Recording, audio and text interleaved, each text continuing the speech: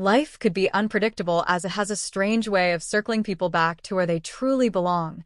But for Michael Turner and Grace Holloway, the journey from classmates to soulmates wasn't a sweet, straight path.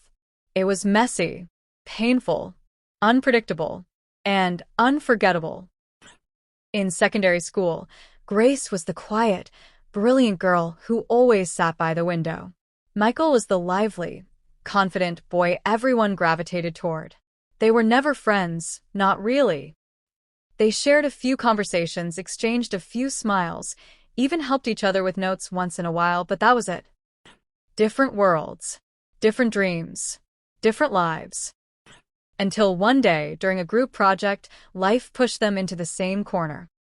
For the first time, Michael noticed how Grace's eyes lit up when she talked about things she loved. And Grace saw the kindness behind Michael's loud personality. But when graduation came, they drifted, no calls, no messages, nothing. Just memories. Now adults, they had built separate lives. Grace worked as a nurse, exhausted from double shifts and heartbreaks. Michael ran a small tech repair shop, tired of pretending he was happy. One rainy afternoon, Grace walked into a shop, carrying her soaked laptop. Time froze. Michael blinked. Grace, Holloway. She smiled shyly. It's been a while. Just like that, the years melted. As he fixed her laptop, they talked, really talked for the first time in a decade.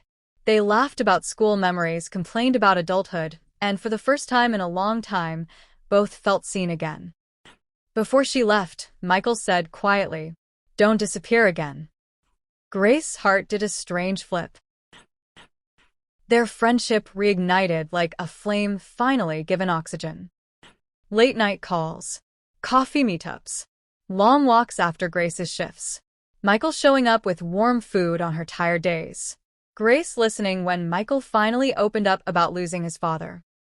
They weren't dating yet, but they weren't just friends either. Everyone saw it, except them. Or maybe they were just scared to admit it. One evening, Grace told Michael she had been offered a nursing job in Manchester, something she had worked hard for. But it meant leaving town, leaving him. Michael felt his chest tighten. He wanted to beg her to stay. But how could he ask that when they weren't even officially together?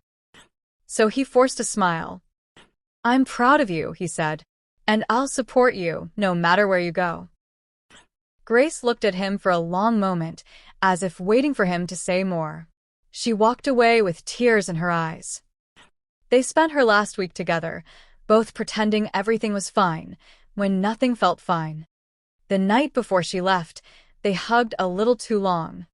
Neither spoke the truth. Grace moved. Michael returned to his routine. But both felt empty. Calls became fewer. Texts became shorter. Until one day they stopped completely. Michael tried dating. Grace tried moving on. But nothing fit. Nothing felt right. Because sometimes, when two hearts are meant for each other, distance doesn't change anything, it only makes the truth louder. On Grace's birthday, Michael picked up his phone to send a simple, happy birthday text. But his fingers refused. Instead, he drove 4 hours to Manchester, in the rain, without telling her. When she opened her apartment door and saw him drenched from the storm, she froze. "Michael, what are you doing here?" He took a shaky breath. "I'm tired of pretending," he said. "I'm tired of missing you quietly. I'm tired of acting like losing you doesn't hurt. Grace, I love you. I think I always have." Grace's eyes filled instantly. She whispered, "I waited for you to say it back then. And I waited even more now." He stepped closer. "Do you still?" She nodded before he finished. "I never stopped."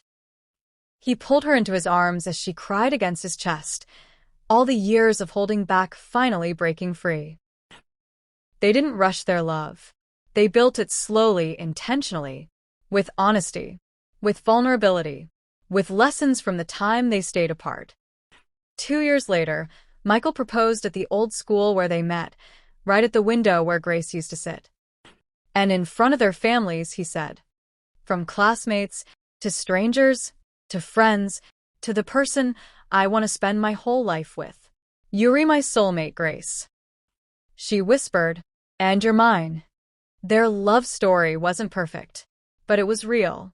And sometimes, real is far more beautiful than perfect.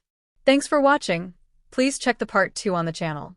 We will love to see you in the next story.